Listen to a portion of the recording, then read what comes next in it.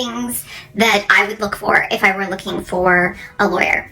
The first thing, you want to look at their practice areas. What is their specialty? Okay, so you don't want to hire somebody whose, specialty is personal injury or, family divorce to do your immigration case. You want to hire somebody who really their specialty is immigration. And it's okay if they're, it's sort of a bigger firm and they do multiple things, as long as one of the things listed, one of their specialty areas that they really do work in on a regular basis is immigration. They have an immigration department or an immigration focused lawyer that's going to be working with you, okay? So you want to make sure that they are well versed in immigration law. Number 2, make sure the firm is reputable. Make sure the lawyer is reputable. And so you can often go to the state bar website. In the attorney search, put in an attorney's name. Number 1, you want to make sure that they're an attorney, because unfortunately in the immigration space, there are a lot of people who say they are attorneys or say that they can represent you or help you, and they're not actually lawyers. So first you want to make sure that they are a lawyer, and then you want to check, scroll down and check and see if they've had any discipline. If they paid their bar fees late, not a big deal, but if they've stolen people's money, that'll be listed there. You want to see if there's been any disciplinary action against the lawyer and what for. Another thing you can do to determine a lawyer's reputation is to go online. These days there are reviews on everything, including lawyers. So you want to go check the public's reviews of them and see if they have a good reputation, if they've been helping people, what people have to say about them. Sometimes people have a 1 or a 2-star. You really want to read what people say, because sometimes it's, they don't have good parking. Who cares? If they can really do the job, you could probably get over the parking. So read what people have to say about them. Were they successful for them? Were they good to work with? Number 3, ask around. Talk to your family. Talk to your friends. Has anybody been in your situation before? Did they have a lawyer that they used that they liked who was successful for them? Word of mouth that's all we do at our firm. Our clients come from people who we've worked with before, from family, from friends, okay? People who hear of us through the grapevine. We don't advertise, and that really is the best recommendation that you can get, is from somebody who's actually gone through the process, used a lawyer, and had a good experience, okay? So ask your family and friends, ask around, and see who they worked with who was good. Now, if you have, family in North Carolina, and they love their lawyer, but you're moving to LA, you know what? It really doesn't make a difference. Immigration is federal law. Anyone in any state can help you.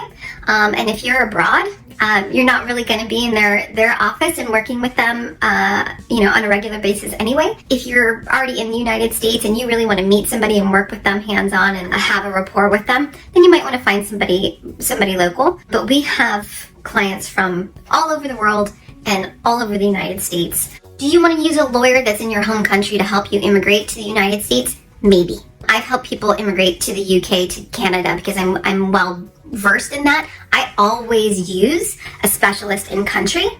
I always partner with somebody when I do that, because I want to make sure, my focus area is United States immigration. I want to make sure that, all the T's are crossed and I's are dotted, okay? So when I do that, I do partner with somebody, but it is possible that you can use, if you are working with a lawyer in your home country, if that's what they do, they specialize in helping people immigrate to the United States, and they're well-versed there, that's something that you consider doing, but you might want to get somebody who's in the United States to help you. Number 4, check their rate. Look at the way they structure their fees. A lot of lawyers will give you an hourly rate. You can ask them, how many hours do you expect this case to take? How many hours it takes also depends on you. Do you think you're gonna be somebody who wants to talk to them a lot?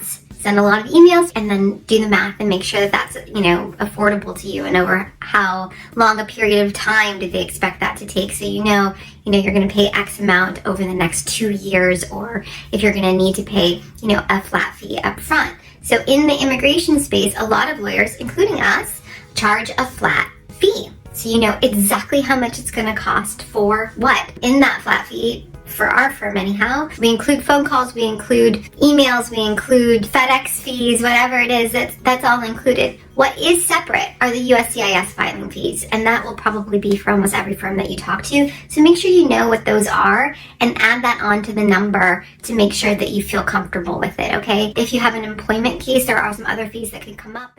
advertisement fees if you're doing a labor certification, that sort of thing. So think all of that through. Make sure that it's a number that feels comfortable for you. You can ask. Some firms will do, 0 interest sort of payment plan and sort of stretch it out for you so it's not so much all at once. But other places want it all up front. So those are questions to ask when you're talking to a lawyer to make sure that you're going to be comfortable with the fees. Number 5, talk to them. Schedule an appointment, a consultation. A lot of places will do a consultation without a fee. Some, there's a fee associated with the consultation. Make sure you're comfortable with that. Make sure that they have a good vibe, that you feel good about working with this person long term on your case. Make sure that they're responsive, that it didn't take a million years to get them on the phone to get an appointment. Some places might feel like a factory to you, or some places might feel too big, some places might feel too small. You want to make sure that you feel like you're working with somebody who cares about you and your family and your case, who also is knowledgeable and can get you to where you need to go. In the immigration space, do you need a lawyer? A lot of people navigate immigration just fine on their own, particularly if they don't have any, issues about entry or removal or criminal matters. I know a lot of people who thought that they could navigate it on their own, and then they become our clients because it's gotten messy, right? And they need to unravel what's been done. I would advise, and as a human being, based on what I've seen over 15 years of practicing in this space, if you can easily and comfortably hire a lawyer, I would suggest that you do it. Okay, because the immigration space is very convoluted. It's like tax. It's tricky.